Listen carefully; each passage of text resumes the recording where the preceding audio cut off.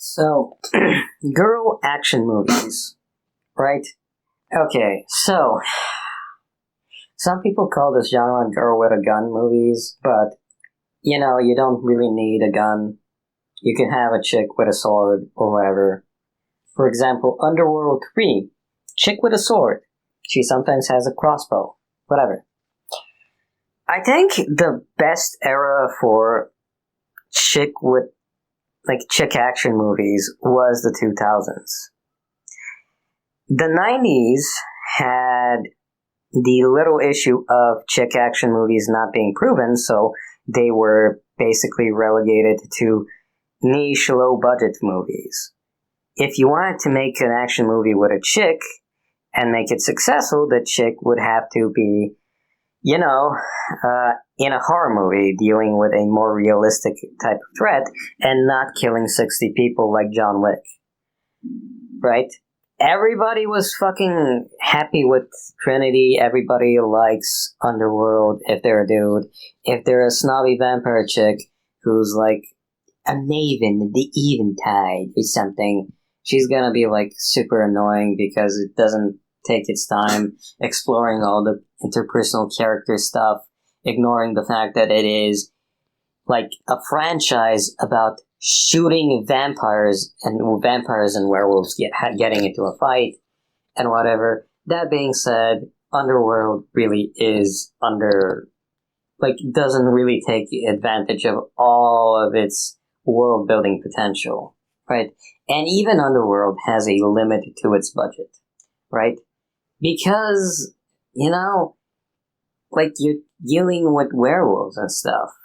So it's a supernatural situation. Like, chicks are most comfortable as action stars in situations when they are fighting monsters, and preferably they have superpowers. Except after the teens, after, the woke-mageddon of access media becoming obsessed with pretending like it's not, like, vapid and meaningless and whatever, like obsolete. Got obsessed with Gamergate and started calling everybody sexist, racist, and misogynist and whatever, and all that stuff. So chick action movies never had like a good time to really succeed. Okay? Even Ballerina just came out. It was like a decent movie, but as soon as it ended, you're like, why did Gordon Remus not do anything? Why did John Wick not do anything? And also, what's with the timeline? Ana de Armas is a very, very beautiful woman, and she can pass for someone in her late 20s, okay? But she's been around for a couple of years, so we know she's not in her early 20s, so the timeline doesn't make any sense, okay? So, but even with that, you can turn your brain off, and it's a fun movie. Except it should have been a little bit longer and had more of a destruction of the little town right there. Because it didn't have enough of a budget, right? All the budget that should have been devoted to, this chick movie, Girl with a Gun movie, wasn't there because investors know that it's gonna make only about half the money that it would have made, 20 years ago during the Underworld era, right? Underworld itself got screwed in Blood Wars because Blood Wars literally it's the only movie you could describe it to. I can only describe it as a similar sort of feeling that you get by watching The Witcher after having listened to the first two books on audio, right? Witcher Season 3 after having experienced the first two books on audio and knowing the game. There's this uncanny valley effect because someone had the bright idea of bringing in a chick director and fucking around with the lore, and all of a sudden everything is a cartoon, and this one guy character who got introduced in Underworld 4, who seems like a compelling, rebel vampire, now he's basically the artist currently known as Jon Snow because they summoned in the Wall for no reason. and like the whole thing with the white hair and the things doesn't make any sense because we've already seen her do super speed vampire stuff in Underworld Evolution, right? And we already know that when her eyes turn white, and whenever like a vampire's eyes turn white, like it's summoning extra power from within. So the ancient vampire can pull down like a helicopter, and Celine can like push him into like those same helicopter's blades and rip them apart because she and you can walk on walls for short periods of time and this and that and so on. It's just exhausting. Like, because people come into these things and push in their power, their like politics, and they ruin them. Even if it's a good, like well-established franchise, people like to shove their bullshit into the thing that is inherently political because chicks like to talk and chicks like to act all super political about things they don't understand, and it devolves into this like blame fest of this happened because patriarchy, that happened because patriarchy, that happened because the industry is biased against women, and the gender pay gap is totally a real thing, even though it's only like a fraction of what they say that it is, and it's only there because dudes know how to negotiate, and in reality, chicks are currently like have a better situation when it comes to like employment because of ESG scores. Lots of women get hired. Blah blah blah. Politics, politics, politics. And at the end of the day, dumb bitches on The View are obsessing over Millie Bobby Brown's boring gray dress, and somehow that obsession is patriarchy, even though it's literally like a bunch of toxic women being obnoxious about some girl because they're used to her being skinny and petite and a little kid on this popular TV show everyone's watched. And if it were really the patriarchy, then those same five bitches would be obsessing over the hot gray thing that Olivia Rodrigo wore on that one thing. And like patriarchy to me is like random conservative bullshit from the Bible Belt. You cannot just label everything toxic patriarchy. It doesn't work like that. You need logic and whatever. Right, so these types of illogical idiots are the types of illogical idiots who dominate the conversation whenever like a superhero chick movie, like a badass girl with a gun movie becomes popular. And they bitch and they moan, and because they bitch and they moan, and they're like rich bitches with champagne glasses, and they go to parties, and people don't want to deal with the dumb old women with the champagne glasses and the wine glasses talking to their wives and being super annoying. They like allow these very, very, very, very, very stupid people who don't know what they're doing to step into franchises and fuck everything up. So in the 90s, it's chick action movies are unproven, limit the budget as much as possible. Except if it's a horror, then okay, fine. Do whatever you can with it. Then the 2000s, actual chick action movies, fine. Except you get all these other movies that are not Resident Evil or Underworld, and you get these weird convoluted plots like about cloning and stuff and blah blah blah, or maybe it's over sexualized, or maybe it's goofy, or maybe it's like under budget so it looks extra goofy and blah blah blah. And it's usually the TV show chicks that are the ones that actually win, except TV doesn't during the mid 2000s didn't really have a budget for action choreography, so you get like a good character analysis of a vampire chick who was human and she's like a double agent for Blade, but like the channel doesn't know how to market it because it's marketing itself as a channel for dudes, but it just gave you Blade, where Blade is barely utilized, and so this vampire show for chicks. So it's a very hard market to work in, right? Right. So the tweens happen, Hunger Games happens, and everybody wants to imitate Hunger Games, and one imitates Hunger Games in a very, very, very stupid way, and yeah, getting Dylan O'Brien to head your franchise, good, but then forgetting about the franchise being based on a set of books that are essentially 1980s horror movies, and just doing a whole bunch of running that results in Dylan O'Brien breaking his back for no reason because parkour was in, because James Bond did parkour at one time. Headache. Like, Divergent didn't even have a final movie because why the fuck would you make another one of those Divergent movies? Like, it failed miserably. And then you had, Vampire Academy, and it was a comedy instead of a serious take on the story.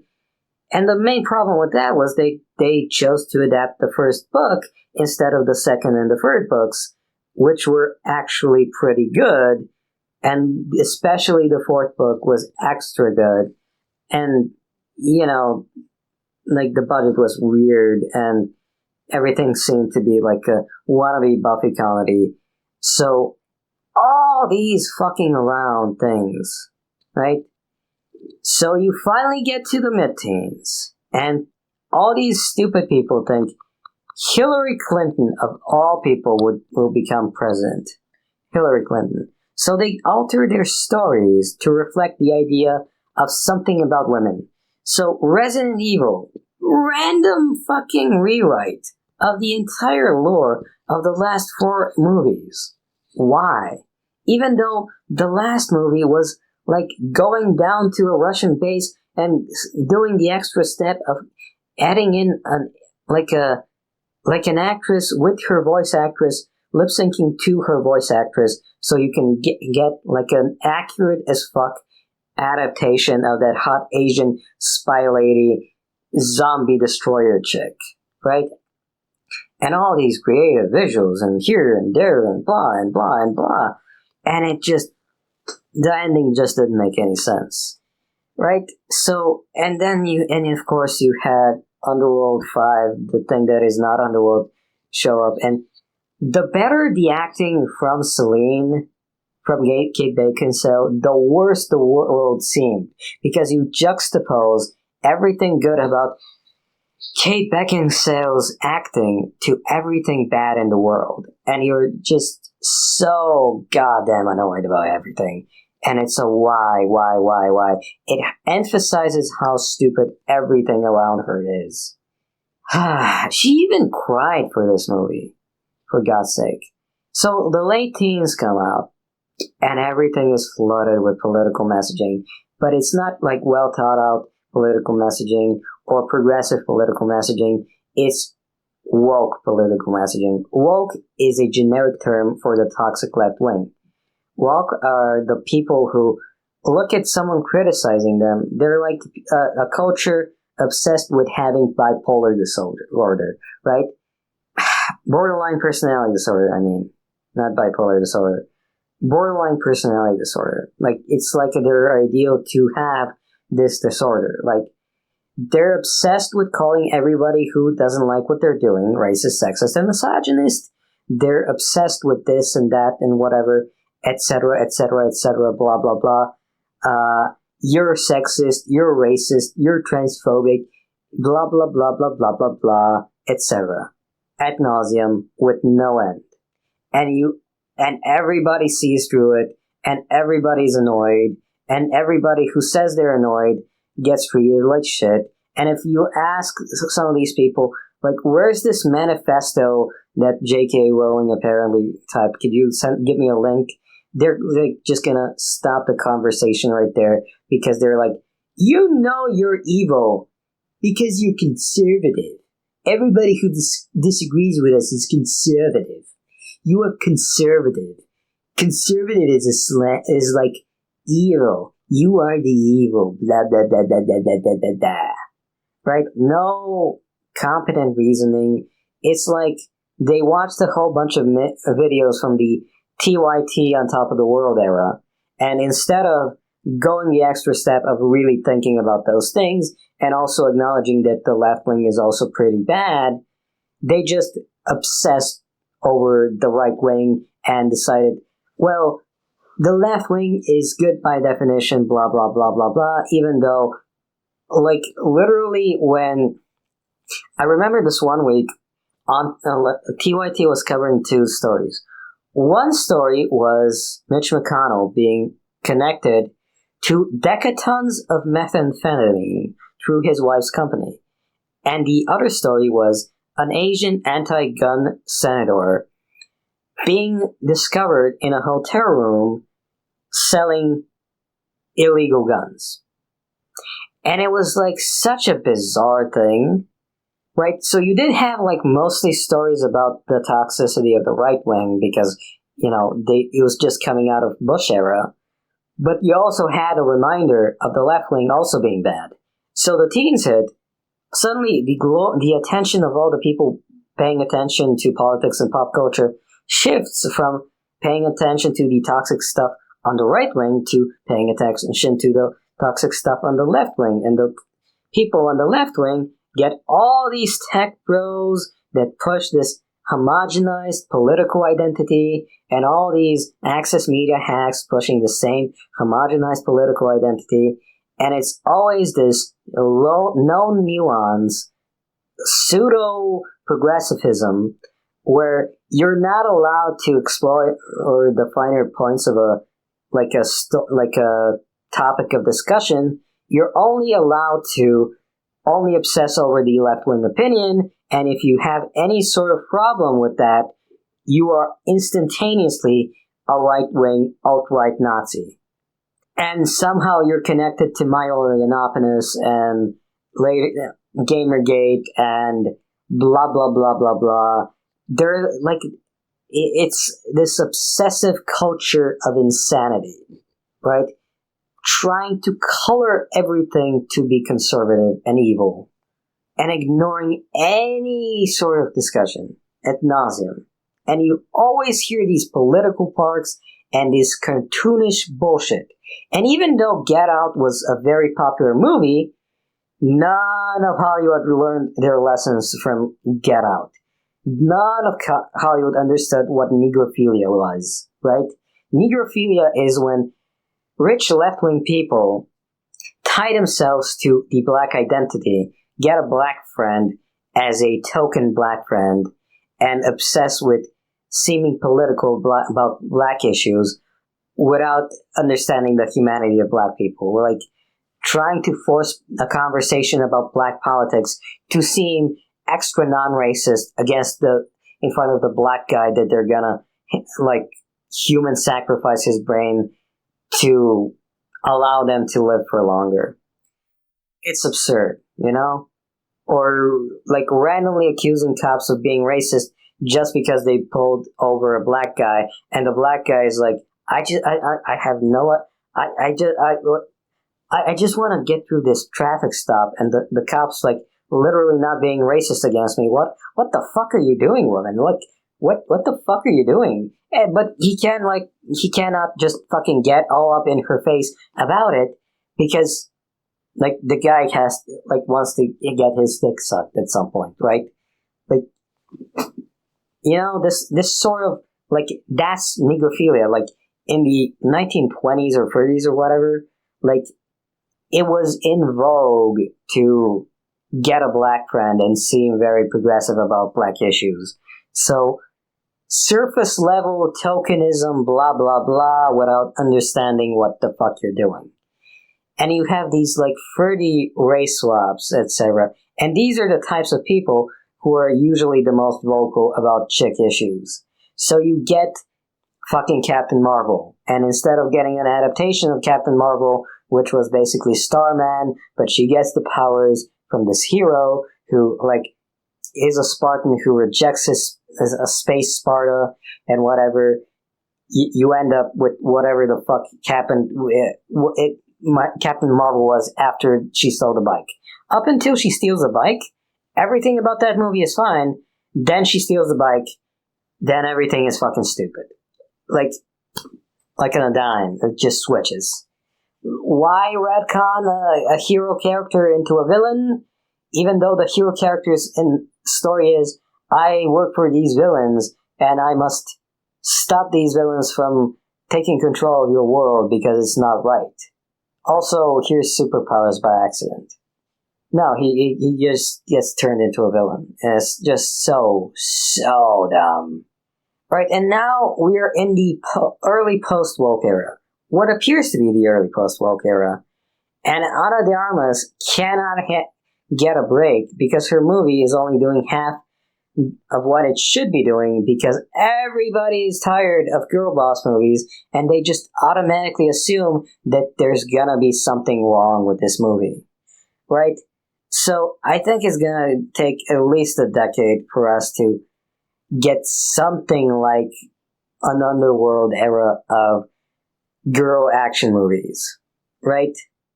Maybe Sydney Sweeney can pull off a miracle at some point in the near future. But like it will take like a decade for studios to earn back the trust from the early 2000s to mid 2000s, and even then, like you're probably just gonna see it on streaming, and you will probably still just have like a supernatural type story instead of a Ana de Armas shooting people type story.